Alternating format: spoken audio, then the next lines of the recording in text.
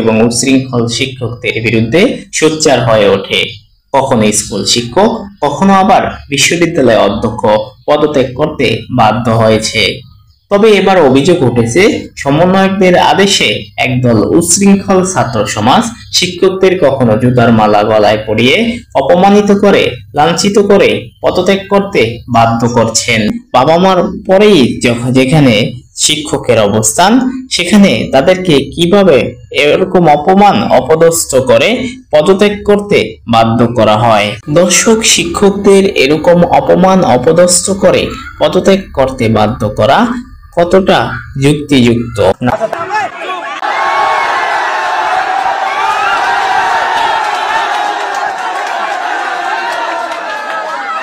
সবাইকে স্বাগত জানাচ্ছি নতুন আরেকটি ভিডিওতে।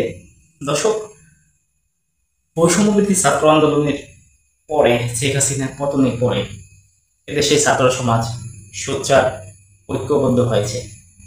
ভালো কথা, ঐক্যবদ্ধ হয়েছে। কিন্তু এখন যেটা হচ্ছে সেটা কিন্তু বাড়াবাড়ি হচ্ছে। এখন কি হচ্ছে? জোর করে অধ্যক্ষ, প্রাইমারির প্রধান শিক্ষক, হাই স্কুলের প্রধান শিক্ষক জুতার মালা গলায় পরিয়ে লাঞ্ছিত করে, অপমানিত করে তাদেরকে পদত্যাগ করতে বাধ্য করা হচ্ছে। এটা কিন্তু বাড়াবাড়ি হয়ে যাচ্ছে। এই স্বাধীনতা কিন্তু আমরা চাইনি। আমরা সবাই জানি বাবা মার পরে শিক্ষকের অবস্থান, এবং তারা শ্রদ্ধা পাত্র, এবং শিক্ষক পেশাটি পৃথিবীতে মহান একটি পেশা। এখানে এই উচ্ছৃঙ্খল ছাত্র সমাজ, আমি বলছি না সবাই, উচ্ছৃঙ্খল কিছু ছাত্র সমাজ তাদেরকে জোর করে পদত্যাগ করতে বাধ্য করছে, হুমকি দিচ্ছে পদত্যাগ করতে হবে। এর জন্য কি আমরা স্বাধীনতা চেয়েছিলাম?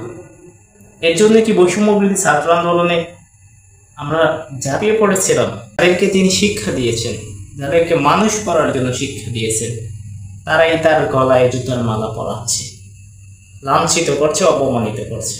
তবে অনেকে মনে করছেন যে স্কুলে প্রাইভেট পড়ানো হচ্ছে, প্রাইভেট পড়লে পাস, না করলে পরীক্ষা ফেল। এরকম কিছু শিক্ষক আছে, এটা স্বীকার করতে হবে। সে যদি তার কর্মের জন্য শাস্তি প্রাপ্য হয়, দুর্নীতি করে, অভিযুক্ত হয়, অবশ্যই প্রশাসন আছে, প্রশাসনের মাধ্যমে তাদেরকে পদত্যাগ করা হোক।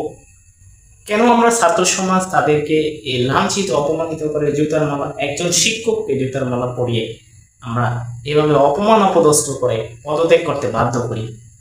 কোথায় আমাদের মনুষ্যত্ব বোধ? কোথায় আমরা ছাত্র সমাজ পৌঁছে গেছি? এখান থেকে আমাদের বের হয়ে আসতে হবে, নাহলে এদেশের ছাত্র সমাজ ধ্বংস হয়ে যাবে। এই শিক্ষকের প্রতিটা চোখের পানির ফোঁটায় এদেশের ছাত্র সমাজ টিকতে পারবে না। আল্লাহ হাফেজ, আসসালামু আলাইকুম।